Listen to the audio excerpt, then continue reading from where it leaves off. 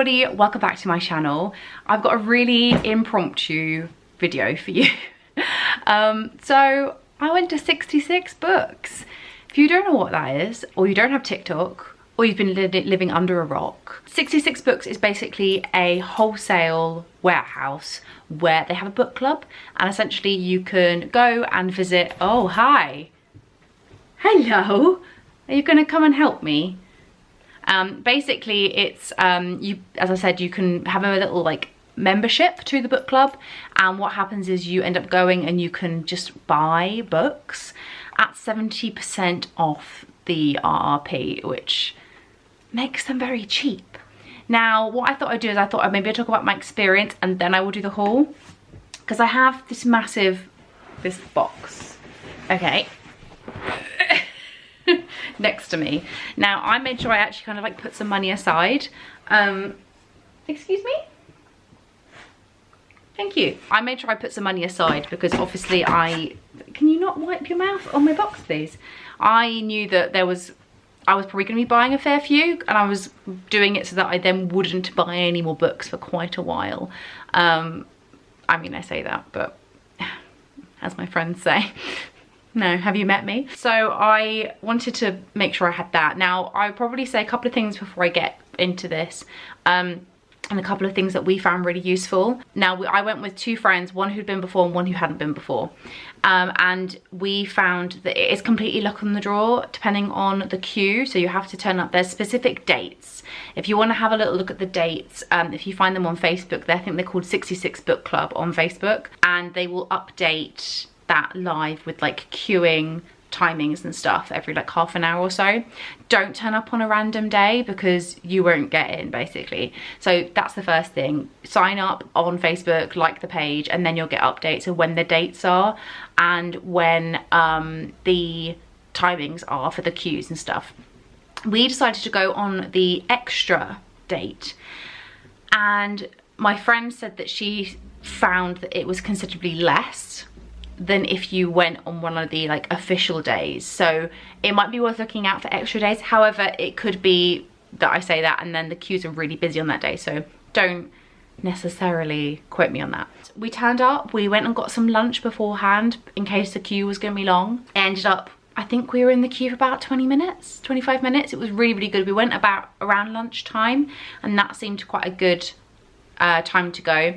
There is a coffee van there, you can get coffee. You can't take any food or drink into it, in terms of like you can't take like, you know, a Happy Meal or something like that, or like something that like you have to hold. You can have like food and drink in your bag, but you just can't really get it out when you're in there, just so it doesn't damage the books, obviously, or you're touching things with greasy fingers. There was lots of shade as well. They had like these little tarpaulins out so that, you know, it was gonna make sure that you weren't gonna get like sunburnt or heat stroke or anything.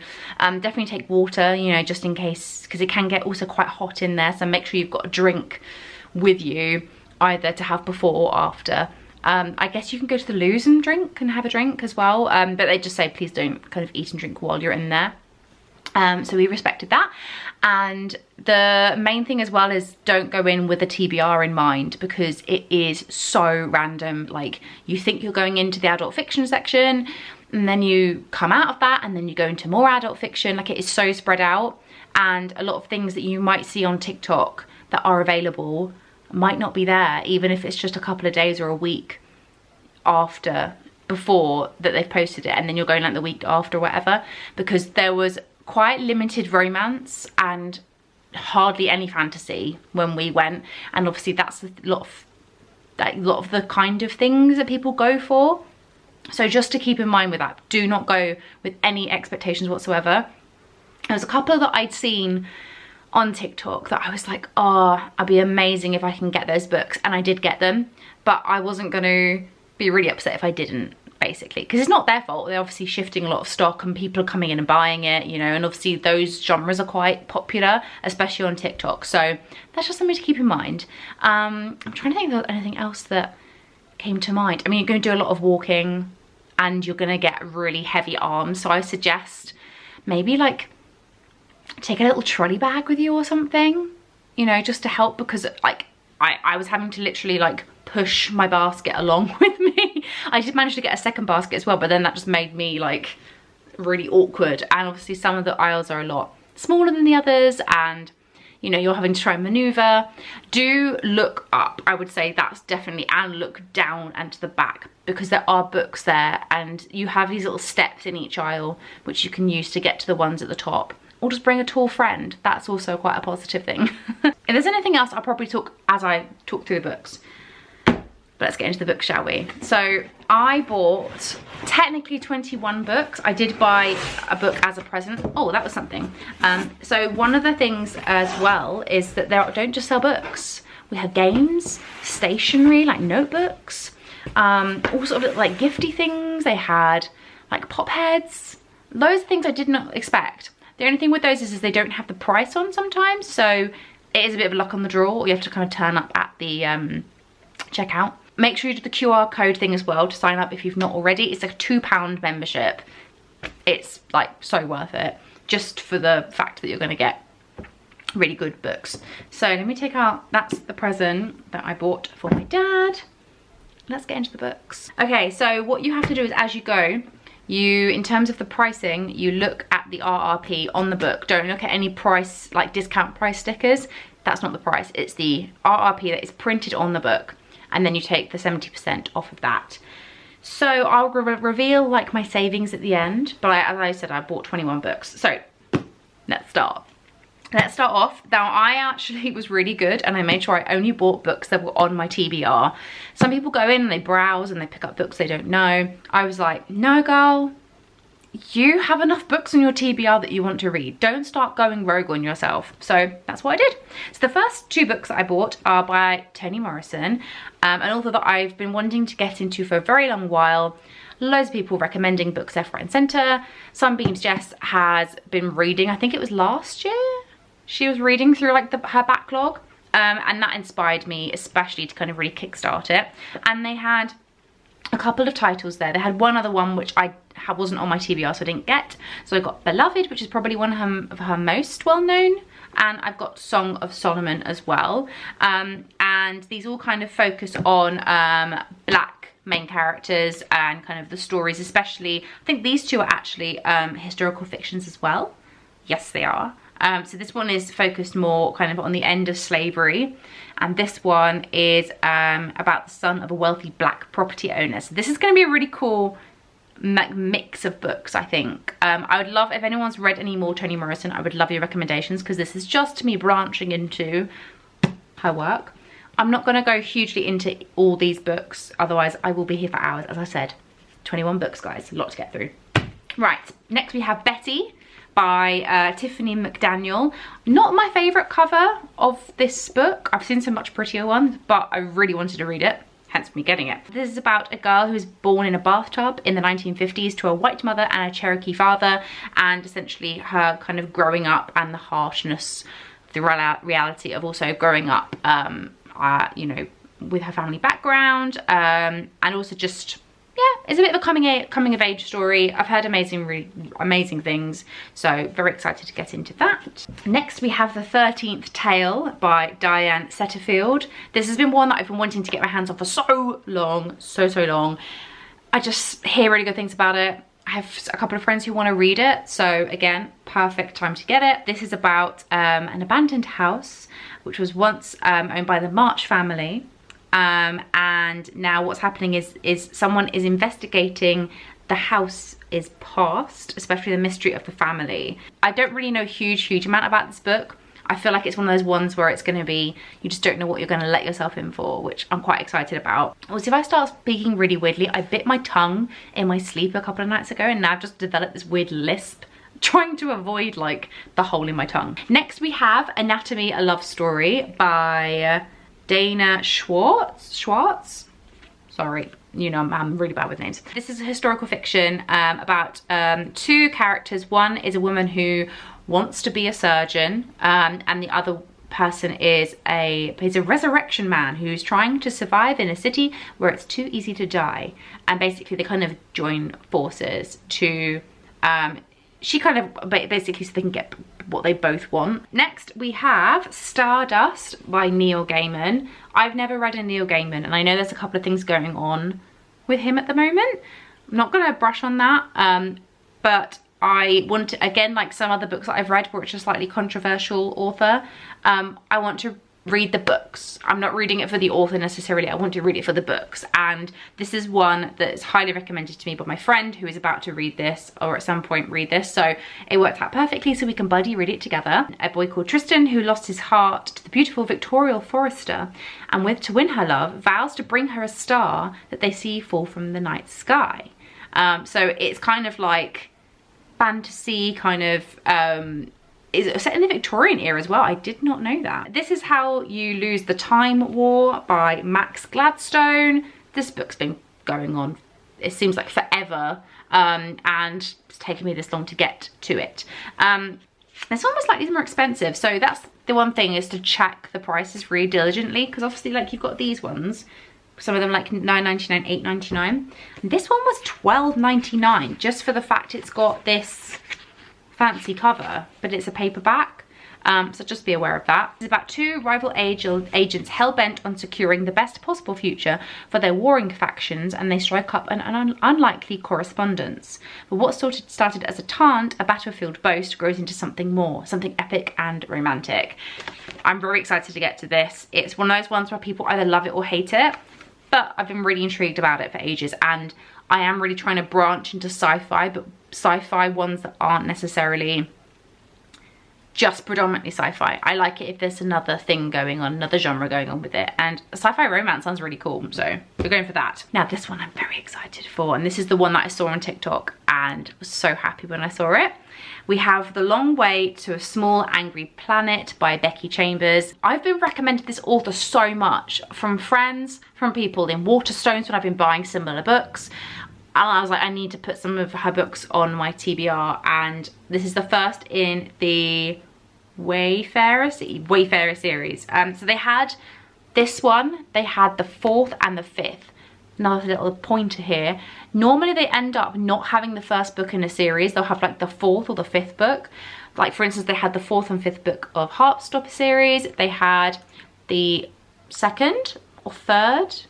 I don't know how many are in the series of the These Violent Delights series. So they had the Our Violent Ends. What else? They had a couple of other things. And yeah, so I was like, I really wanted to get the first one and not just buy a random book in the series halfway through. So this is about a person who joins the crew of the Wayfarer, which is a patched up ship. And it offers her a small quiet spot to call home for a while, adventure in a far off corners of the galaxy, and distance her from her troubled past. However, she gets more than she bargained for. They are a mishmash of species and personalities. I feel like it's like Guardians of the Galaxy vibes.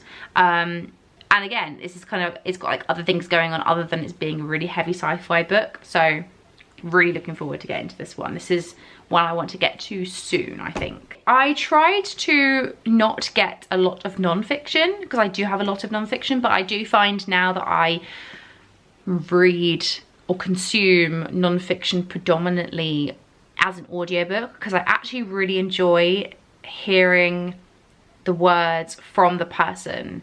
So as an example, I recently listened to Sociopath, and obviously it's performed by the author, you know, and it just gives that just a little extra something. Also as well, there are a lot of paperbacks there, and that's just something just to be aware of in pricing, but they do have some paperback versions of the hardbacks, so you just have to take a little risk. Oh, another little tip, just remembering things now.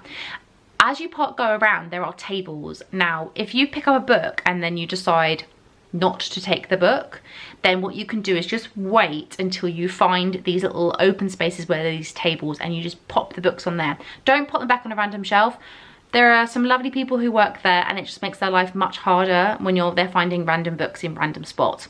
Put them all on the desk, and then they can go and resupply them, pop them back in their proper place. So the next book I grabbed was Natives by Akala. This is from the first time he was stopped and searched as a child to the day he realised his mum was white, to his first encounters with racist teachers. Race and class have shaped Akala's life and the outlook. In Natives, he takes his own experiences with the education, the police, identity, and everything in between, and uses them to look at the social, historical, and political factors that have left us where we are at today. So that's all I really knew about it beforehand, but I've so many people bang on about this book.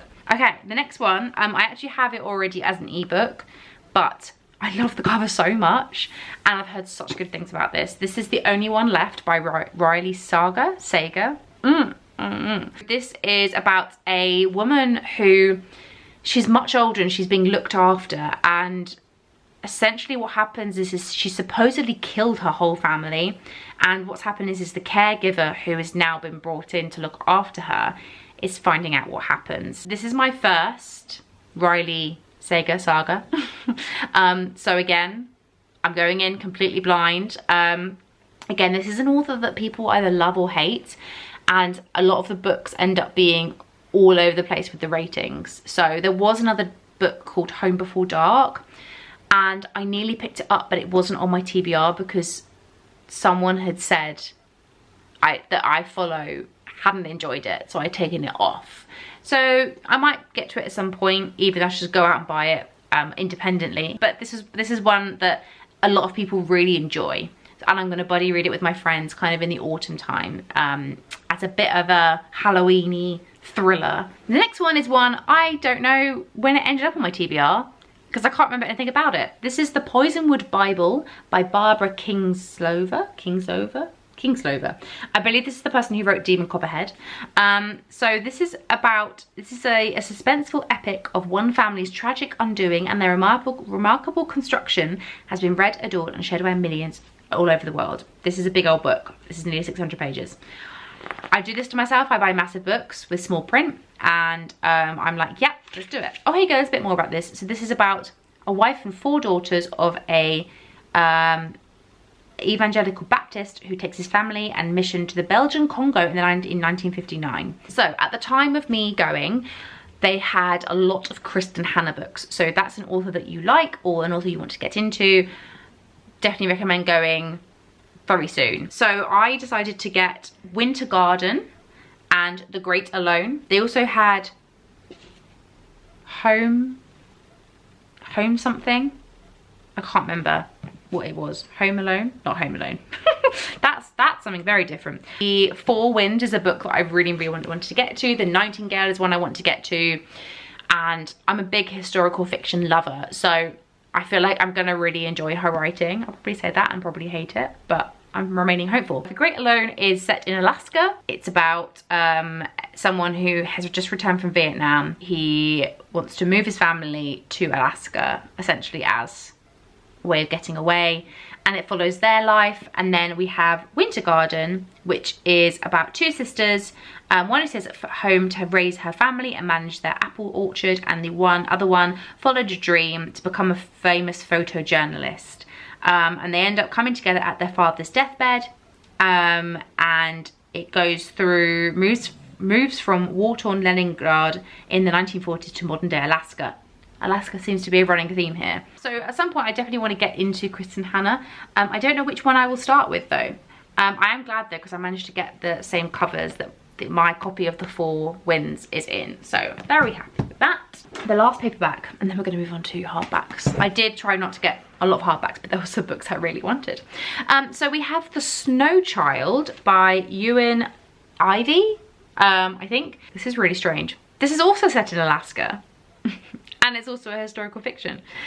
Jack and Mabel have staked everything on a fresh start in a remote homestead, but the wilderness is a stark place and Mabel is haunted by the baby she lost many years before. When a little girl appears mysteriously on their land, each is filled with wonder but also foreboding. Is she what she seems? Can they find a room in their hearts for her? So again, I think this is going to be one that is a read that's going to stick with me for a while, just kind of from, I get the vibe. Probably going to make me cry or make me freak out, one or the other. Hardbacks, this is where it gets pretty exciting. I managed to pick up a hardback copy of Queen Charlotte. I can't tell you how much I love this show. Made me weep. I personally, maybe an unpopular opinion, but I personally preferred it to I preferred this to Bridgerton.